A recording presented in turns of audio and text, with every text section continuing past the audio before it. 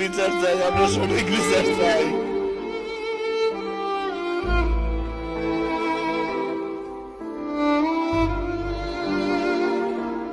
Cameraman আজিমের মৃত্যুর জন্য জনপ্রিয় ব্লগার আরএস ফাহিম চৌধুরীকে দায়ী করছেন অনেকে। হ্যাঁ ভিউয়ার্স, ক্যামেরাম্যান আজিমের মারা যাবার কারণ হিসেবে ফাহিম চৌধুরীকে দোষারোপ করছেন নেটিজেনদের একাংশ। তবে জানা গিয়েছে, ছাদ খোলা গাড়িতে দাঁড়িয়ে ব্রিজের সৌন্দর্য ভিডিও করছিলেন আজিম। হঠাৎ প্রাইভেট কারটি ব্রিজের লোহার পাইপের সঙ্গে ধাক্কা খায়, সঙ্গে সঙ্গে রক্তাক্ত অবস্থায় মারা যায় আজিম। এদিকে আজিমের মৃত্যুর পরপরই আবেগঘন বার্তা দেন ফাহিম চৌধুরী।